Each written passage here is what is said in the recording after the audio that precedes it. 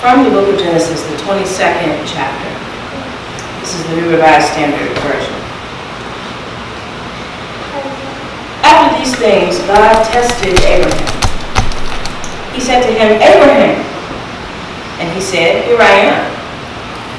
He said, "Take your son, your only son, Isaac, whom you love, and go to the land of Moriah, and offer him there as a burnt offering on one of the mountains that I shall show you." So Abraham rose early in the morning and saddled his donkey and took 2 of his young men with him and his son Isaac.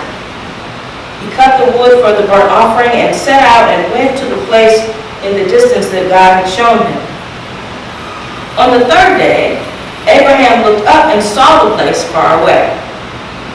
Then Abraham said to his young men, "Stay here with the donkey. The boy and I will go over there. We will worship, and then we will come back to you." Abraham took the wood of the burnt offering and laid it on his son Isaac, and he himself carried the fire and the knife. So the 2 of them walked on together. Isaac said to his father, "Father," and he said, "Here I am, my son." He said, "The fire and the wood are here, but where is the lamb for the burnt offering?" Abraham said, "God himself will provide the lamb for a burnt offering, my son." So the 2 of them walked on together. When they came to the place that God had shown him, Abraham built an altar there and laid the wood in order. He bound his son Isaac and laid him on the altar on top of the wood. Then Abraham reached out his hand and took the knife to kill his son. But the angel of the Lord called to him from heaven and said, "Abraham, Abraham." And he said, "Here I am."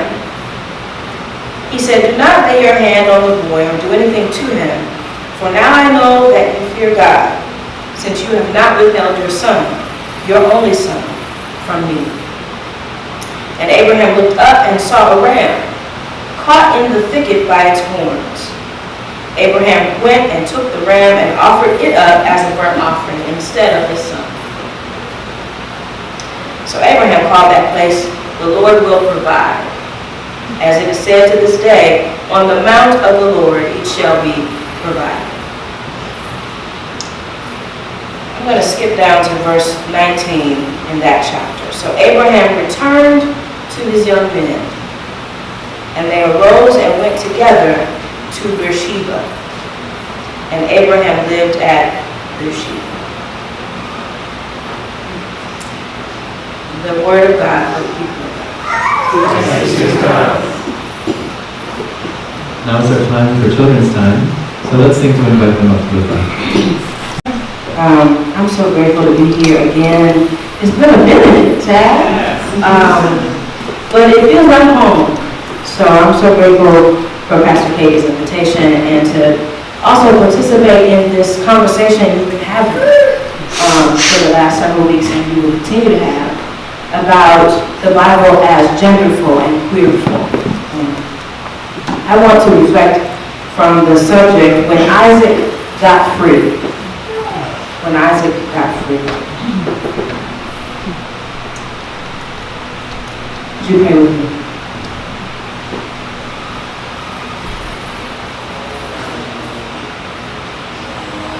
Surely the presence of the Lord is in this place. I can feel God's mighty power and God's grace.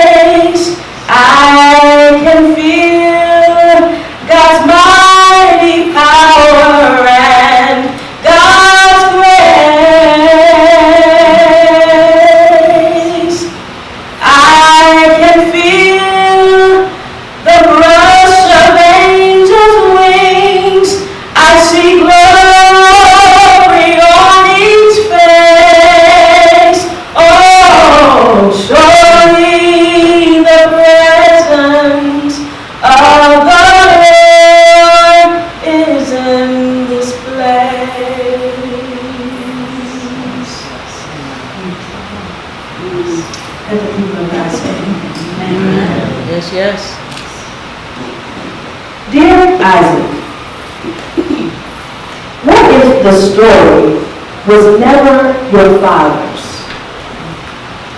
What if the lesson to the world was meant from your vantage? How old were you? At what moment did you know? The story sings his faith and courage, but what about you? Was there no wiggle? No struggle to escape? When did you give in? Who saw the ram first? Who heard the voice? What was it like the second after? Did he speak on the walk down Moriah? What did he say? Did you run and tell your mother? Your beautiful mother, who was barren for so many years? Did you trust him after that? How protected did you feel? Did your mother sing to you that night, rub your temples while you slept? Did you flinch for years after every time he called you son? What did he tell you about his God to make you stay? Please tell me, Isaac. What words did he say? Tell me about that kind of faith. Oh, it is a lovely song, Isaac. How he had a son, was ready to sacrifice his only one. But you were not. And could not have forgotten about Ishmael. What about your brother? It's like that, you know. Us women with children, we are forgotten and dispensable. Isaac, you ever wonder why your life was up for gamble? What if he had not heard the voice or saw the ram? What if he acted too soon? Then what? Then what about you? Don't mind me, brother. I was always inquisitive. What if the miracle was due to your faith and not his? What about others after and before you with no last-minute bells to be saved by? Do you ever wonder? This is an extraordinary poem called A Letter to Isaac. It was written by Jahaz Ainabu, a California-based sister friend of mine, whose work is a theological muse to me and to so many others. You know this story, the story I read, this encounter between a father, a son, and a God. This story, if we're honest, is a horrifying story. In a nutshell, it is the story of a God who demands loyalty by killing, a father who agrees to this plan without argument, a son who unknowingly accepted their invitation to a game of Russian roulette. Now, the writer of Genesis doesn't give us an epilogue to the story. In fact, the end of this passage sticks a nice little bow on top of the bloodied altar. Silly us for trembling with fear. Didn't we know that God always provides?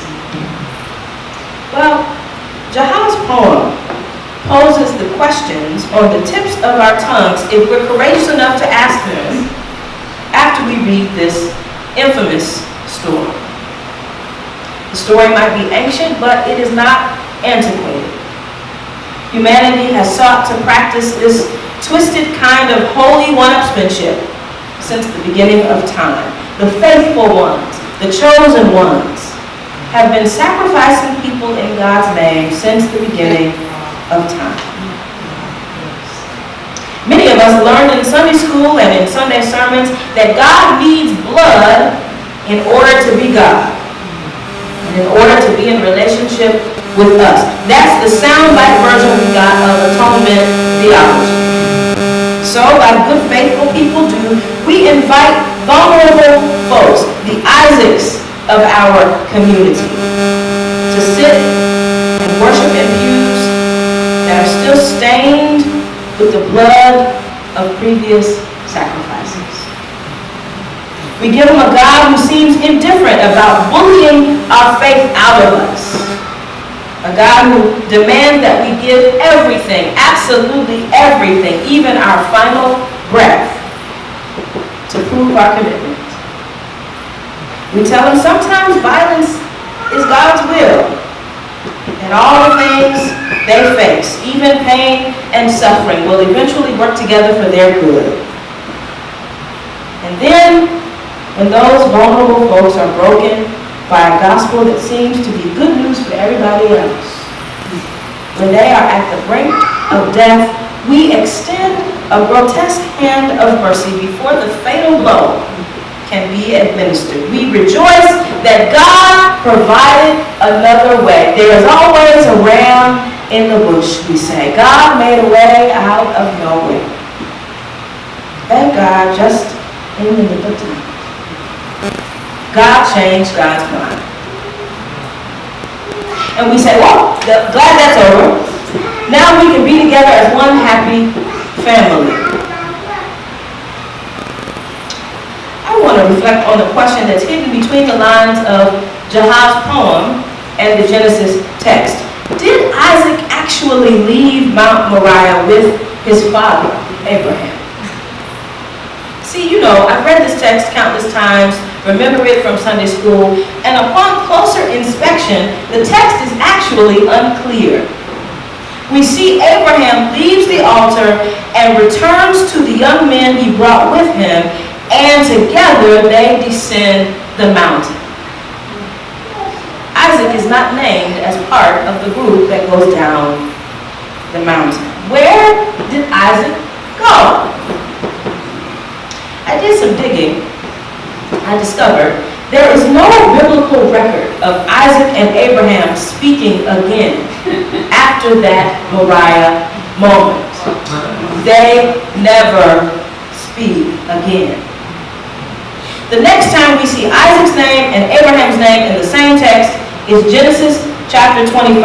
What happens in Genesis chapter 25? Abraham dies. And Isaac and Ishmael, his brother, bury him. On top of the mountain,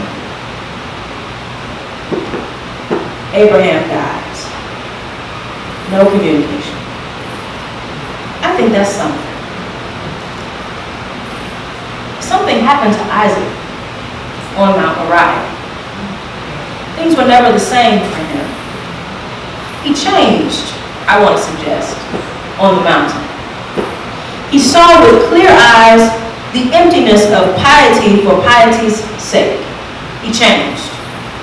He saw with clear perspective the danger of a God who was always demanding proof of loyalty.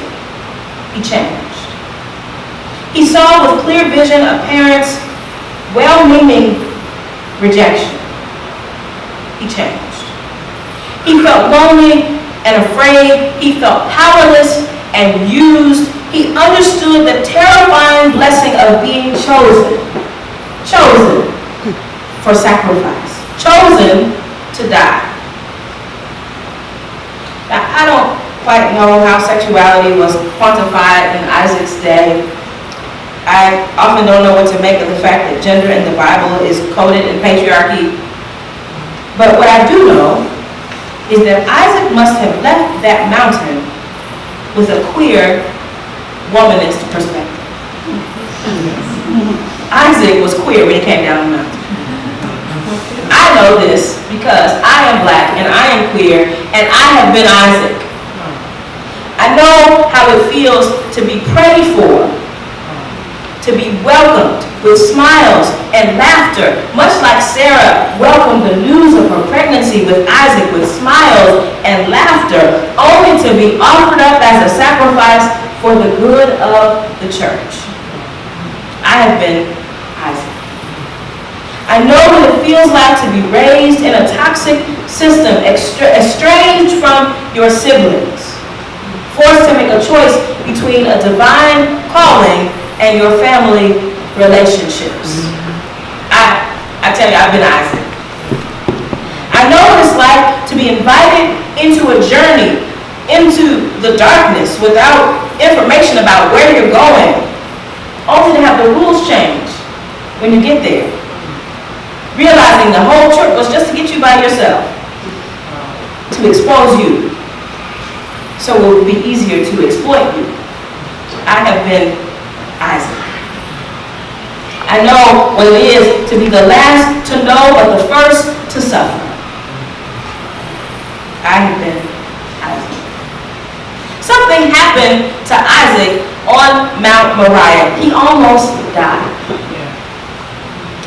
And then, somewhere in between the encounter on the altar and the bottom of the mountain, Isaac found his life.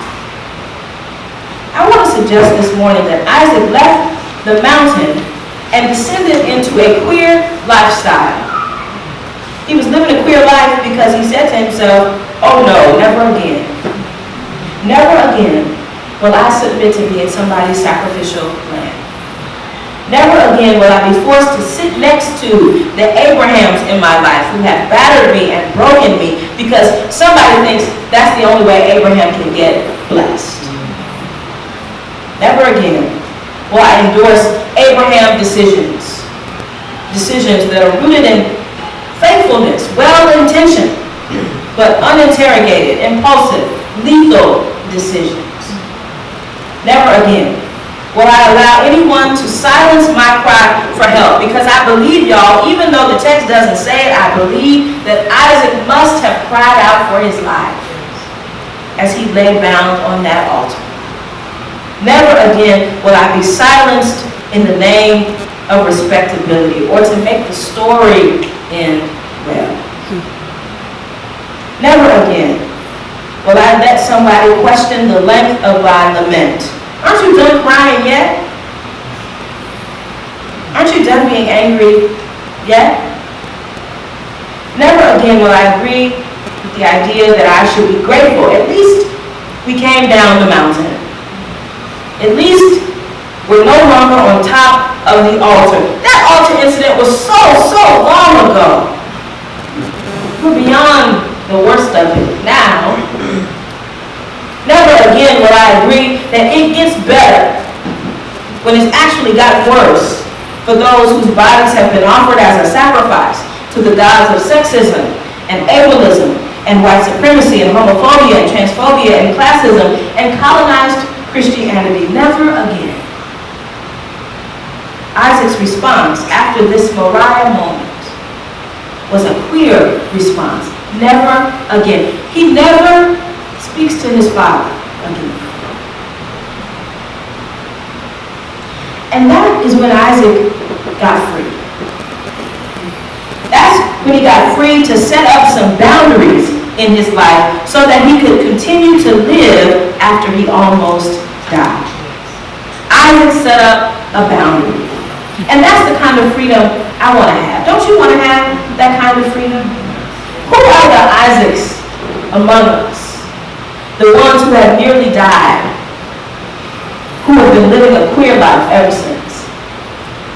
Setting up boundaries, saying no, never again. I'm involved, Pastor Katie referenced my work at the task force. I'm involved in lots of efforts to make the Christian church more open and affirming to LGBTQ folks.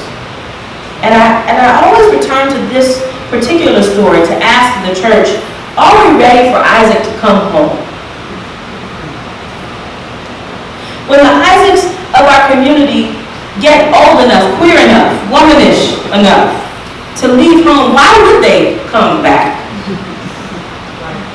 Would a happy reunion even be possible? What is the happy reunion between Isaac and Abraham? Those of us who live in marginalized worlds, those of us who have had an Isaac experience, can testify we lived through it. And for some of us, coming home means burying the thing that tried to kill us. Isaac did come home to bury his father.